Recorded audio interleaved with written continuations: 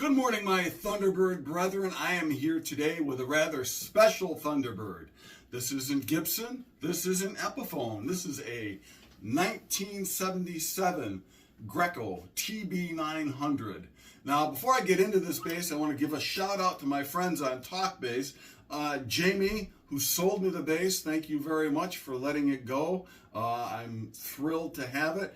And to our queen, Veronica Steed, who spoke so highly of these basses, in particular the pickup. So I'm really excited about getting this bass, and I can't wait to share it with you guys. So, as we all know, in the 70s, Japan was producing lots of very high quality instruments to compete with the American market, as the American market and the manufacturing of some of the major brands was kind of slipping. I was there, believe me, some of it was awful. But anyhow, onto this bass. So this is Greco's version of the Thunderbird. Now, it features a solid mahogany body. There is no neck through it. It has a set neck. Beautiful rosewood fingerboard. The neck itself is maple. The nut width is rather different for a Thunderbird. It's 1 5/8. So it's a little wide for me. I prefer a 1.5. Maybe I'll do a 1.6. But the superlatives about the rest of the bass just made me want to buy it. So here it is. And it has very nice nickel-plated vintage style tuners. The dreaded 3-point, of course, but it has an added tailpiece, which we all know by now that that's a great addition to the 3-point, as it prevents the string windings from going over the saddles and provides more string angle break, which helps with tension, which is always a bit of a problem with the 3-pointers.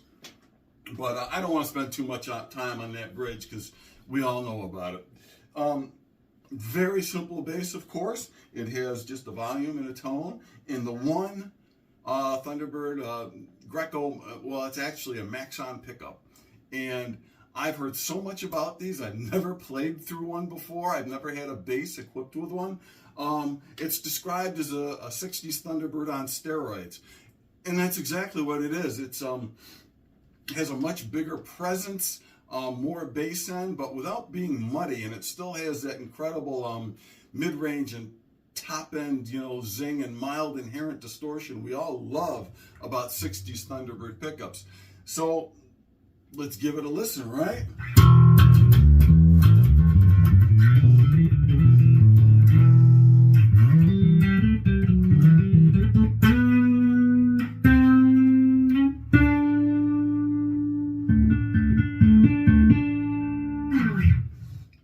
Sounding bass, very authoritative. It really, I have a feeling this would be a very difficult bass to ignore in the mix.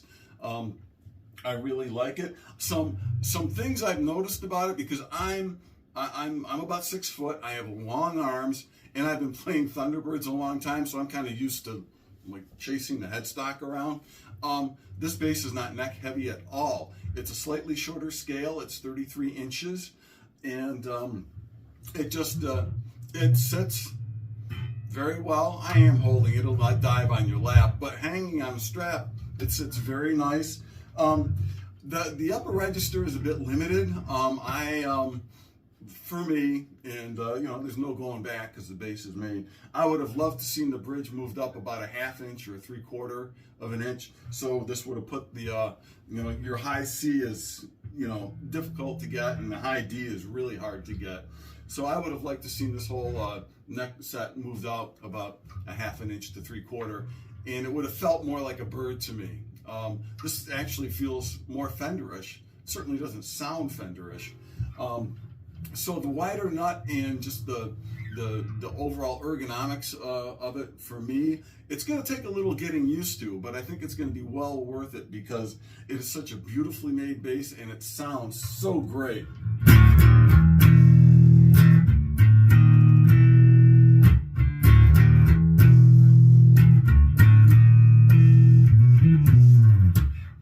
I love it. It really sounds amazing. Where's my pick?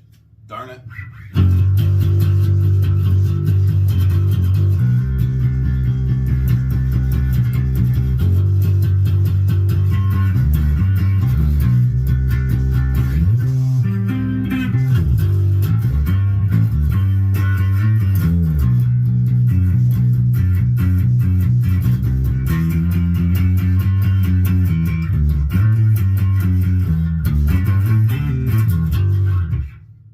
great sounding bass, great treble response.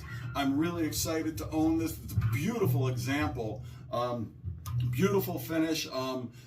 Greco is really doing beautiful poly finishes, but they're not super thick and gloppy like, say, Fender in the 70s.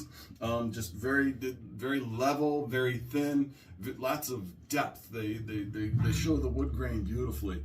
So here it is, the 1977 Greco TB900 Thunderbird bass. I hope to be doing some performance videos with it, and hopefully we'll have a little more about it down the line. I just wanted to make a real quick video this morning, and then I'm off to the House of Guitars to check out the new Epiphone 64 Thunderbird. I believe they have one in Silver Mist right now. I ordered the Ember Red, so I'm waiting patiently for that. But we're going to go over to the Hog now and do a video for that. So until later, my friends, keep on rocking.